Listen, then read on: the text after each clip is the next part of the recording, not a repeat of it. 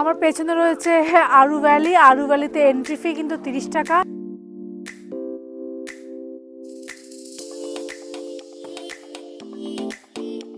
চান্দনবাড়ি নামটার সঙ্গে আমরা কম বেশি সবাই পরিচিত, কারণ অমরনাথ যাত্রাটা মূলত এখান থেকেই শুরু হয়।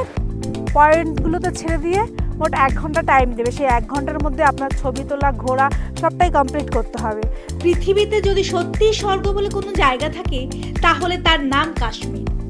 আজ আমরা ঘুরে দেখব পেহেলগাঁও, যেখান থেকে শুরু হয় কোটি কোটি ভক্তের পবিত্র অমরনাথ যাত্রা। দেখব বিখ্যাত বেতাব ভ্যালি, যেখানে বলিউডের অসংখ্য সিনেমা শুটিং হয়েছে। উপভোগ করব লিডার নদী এবং প্রকৃতির অপরূপ দৃশ্য।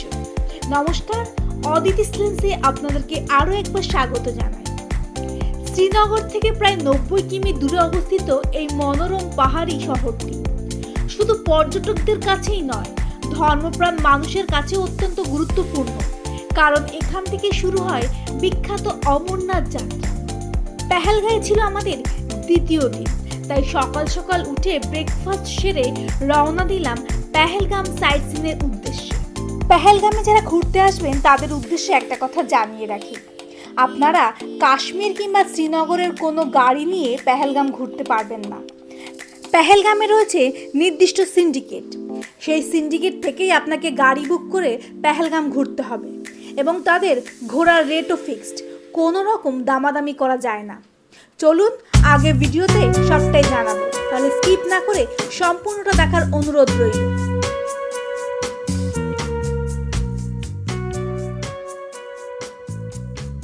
কালকে আমরা পেহেলগাঁওতে এসে পৌঁছেছি, আজকে আমাদের দ্বিতীয় দিন। তো সাইট সিনে বেরিয়েছি। প্রথমেই যেটা হচ্ছে, প্রথম যে স্পটটা সেটা নিয়ে আসলো চান্দনবাড়ি। চান্দনবাড়ি নামটার সঙ্গে আমরা কম বেশি সবাই পরিচিত, কারণ অমরনাথ যাত্রাটা মূলত এখান থেকেই শুরু হয়। চন্দনবাড়ির কিছুটা আগেই হচ্ছে বেস ক্যাম্প, এখান থেকে ট্রেক করে অমরনাথের পথে যেতে হয়। অনেকটাই দুর্গম রাস্তা, এখান থেকে সামান্য থেকে মনে হচ্ছে, তো আরও যত ভেতরে যাওয়া হবে আমার মনে হয় আরও বেশি দুর্গম হবে। এখানকার প্রকৃতি অপরূপ সুন্দর, তার সঙ্গে এত সুন্দর ঝর্ণা। আশা করি মাইকে মনে হয় শুনতে পাচ্ছেন যে ঝর্ণার যে আওয়াজটা, অত্যন্ত সুন্দর একটা সকাল আজকে চান্দনবাড়িতে কাটাচ্ছি। তার সঙ্গে মিষ্টি রোদ। দীর্ঘ 6-7 দিন ধরে কাশ্মীরটা ঘুরলাম, কোথাও বরফ দেখতে পেলাম না। তো চান্দনবাড়িতে তো বলছি উপরের দিকে হালকা স্নো পড়েছে, কিন্তু এখনও চোখে পড়েনি, শুধু চোখে পড়েছে সবুজ সাজানো চারিদিকে সুন্দর প্রকৃতি।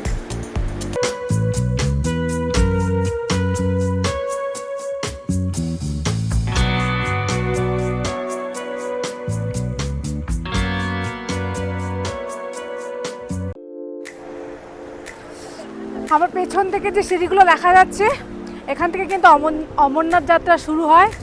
এরপরে যত এগোবেন তত বাবা বরফানির কাছে পৌঁছানো যাবে। ইচ্ছে আছে কোনো একদিন অবশ্যই যাব।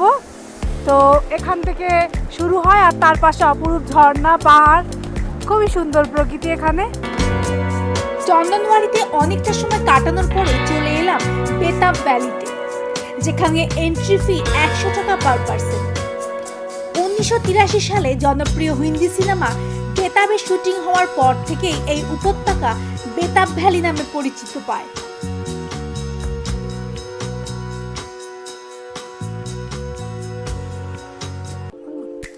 চান্দনবাড়ি থেকে ফেরার পথে আমরা এখন যাব বেতাব ভ্যালি। তো বেতাব ভ্যালিতে তো আমরা যাবই, তো পাহাড়ের রূপ থেকে বেশ সুন্দর একটা ভিউ দেখা যাচ্ছে, ওই জন্য এখানে সব টুরিস্টরাই দাঁড়ায় মোটামুটি।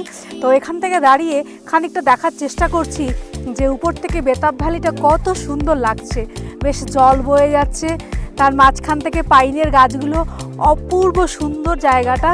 এবার আমরা এখান থেকে 1.5 কিলোমিটার নিচে বেতাব ভ্যালিতে গিয়ে এন্ট্রি করব। তো উপর থেকে দৃশ্যটা কিন্তু খুবই সুন্দর, সেটা দেখার জন্যই কিন্তু এখানে দাঁড়িয়েছি।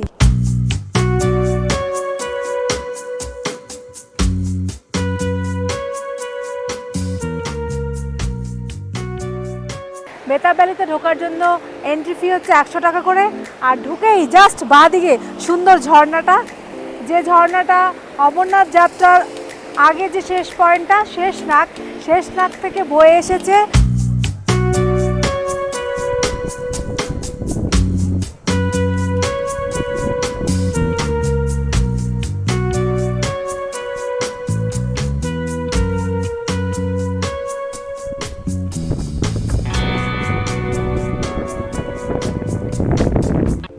এখন বসে আছি বেতাব ভ্যালিতে। এখানে সে সত্যিই মন বড্ড বেতাব বাদশাহ হয়ে গেছে। সানি দেওয়াল এবং অমৃতা সিং এর একটা বেতাব মুভির গানের শুটিং কিন্তু এখানে হয়েছিল এবং সানি দেওয়ালের যে ঘরটা ছিল একদম ব্রিজের ওই পারেই ছিল। আপনারা মনে আছে কিনা জানি না, তবে সিনেমাটা দেখে নিতে পারেন। ব্রিজের ঠিক ওই পাশে সানি দেওয়ালের ঘরটা ছিল। অমৃতা সিং এবং সানি দেওয়ালের একটা গান কিন্তু এই ভেতরটায় শ্যুট করা হয়েছিল। তো সেই শুটিংটার পর থেকে বা সেই ফিল্মটার পর থেকে এই জায়গাটার নাম হয়েছে কিন্তু বেতাব ভ্যালি।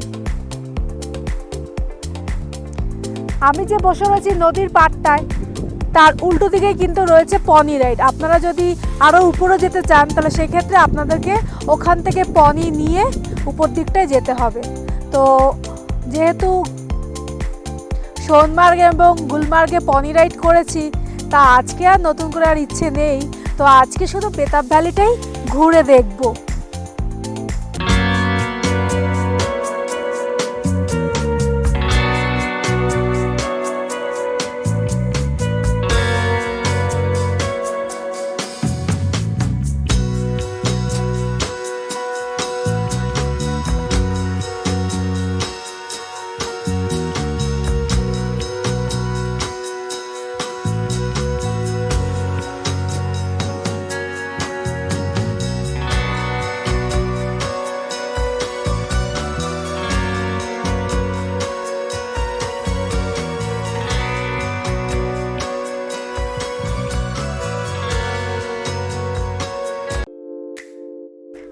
পেহেলগাঁয়ে বিভিন্ন ধরনের প্যাকেজ পাওয়া যায়। আপনারা যদি বেতাব ভ্যালি, আরু ভ্যালি আর চন্দনওয়াড়ির প্যাকেজ নেন, সেক্ষেত্রে ড্রাইভার কিন্তু আপনাদেরকে 3টে স্পট ঘোরাবে এবং 3টে স্পটে কিন্তু 1 ঘন্টা করে টাইম দেবে। যদি 1 ঘন্টা আপনাদের না হয় তাহলে কিন্তু তখন ঘন্টা পিছু 200 টাকা করে কিন্তু চাপাবে। সেক্ষেত্রে আমার মনে হয় সারাদিনের প্যাকেজ হয়তো 500-700 টাকা বেশি নেবে। সারাদিনের প্যাকেজটা নিয়ে নেওয়া ভালো, তাতে আপনি আপনার ইচ্ছে মতন আপনার পছন্দের জায়গায় অনেকক্ষণ কাটাতে পারবেন। যেমন এই বেতাব ভ্যালিতে আপনারা কিন্তু 2-2.5 ঘন্টা অনায়াসে কাটাতে পারেন। খুব সুন্দর জায়গা, একটা সুন্দর দিন কাটাবার মতন। যখন পেহেলগামের প্যাকেজগুলো নেবেন তাহলে সেটা ভেবে বুক করবেন, তাহলে ভালো হবে। কারণ 3টে স্পট বেতাব ভ্যালি, আরু ভ্যালি, চন্দনওয়াড়ি, গাড়ি আপনাকে পয়েন্টগুলোতে ছেড়ে দিয়ে মোট 1 ঘন্টা টাইম দেবে। সেই 1 ঘন্টার মধ্যে আপনার ছবি তোলা, ঘোরা সবটাই কমপ্লিট করতে হবে। তো সেক্ষেত্রে আমার মনে হয় যে 200-400-500 টাকা বেশি গেলেও ফুল ডের প্যাকেজটা নিলে ভালো হবে। তাতে আপনি আপনার ইচ্ছে মতন আপনার পছন্দের জায়গাগুলোতে সময় কাটাতে পারবেন।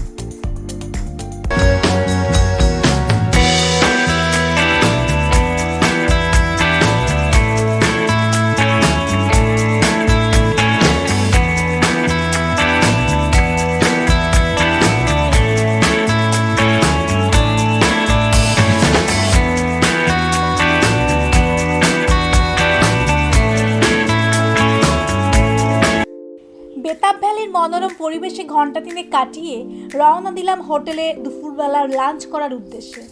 জানেন, পেহেলগামে খাবারের দাম অনেকটাই বেশি। এরপরে দুপুরবেলার খাবার সেরে 3টে নাগাদ রওনা দিয়েছিলাম আরু ভ্যালির উদ্দেশ্যে। আরু ভ্যালি যাওয়ার সময় সারিবদ্ধ পাইনের বাহার ও লিডার নদীর নীল জল দেখে মনে হয় সত্যিই এ যেন এক ভূস্বর্গ। অবশেষে পৌঁছালাম আরু ভ্যালিতে। কাশ্মীরে যারা গিয়েছেন তারা ব্যাপারটা জানবেন। ঘোড়াওয়ালারা এখানে খুব বিরক্ত করে, সে সোনমার্গ, গুলমার্গ কিংবা আরু ভ্যালি হোক না কেন।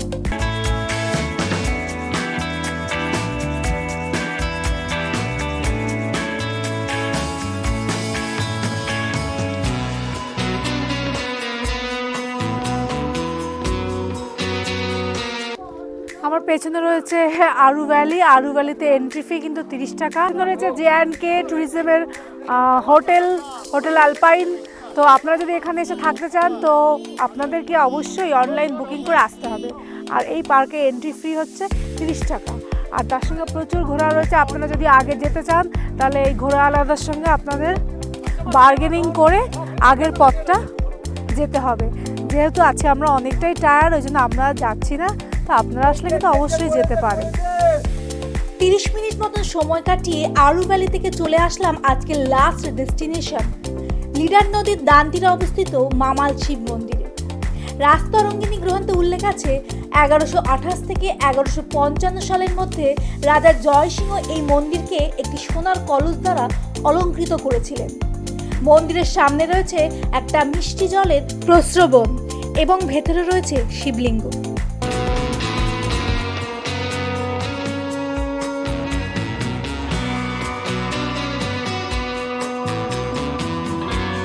আজকে পেহেলগাম থেকে এই ভিডিওটা এখানেই শেষ করব। যারা এখনও পর্যন্ত আমাদের কাশ্মীর সিরিজের আগের ভিডিওগুলো দেখেননি তারা দেখে নিতে পারেন। আর আজকের ভিডিওটা ভালো লাগলে লাইক, শেয়ার এবং সাবস্ক্রাইব করবেন চ্যানেলটি যারা এখনও পর্যন্ত করেননি। আর পাশে থাকা বেল আইকনটি প্রেস করবেন যাতে যখনই কোনো নতুন ভিডিও দেবো তার ইনস্ট্যান্ট নোটিফিকেশন আপনারা পেয়ে যাবেন। ততক্ষণ ভালো থাকবেন, সুস্থ থাকবেন। দেখা হবে নতুন কোনো ভিডিওতে। নমস্কার।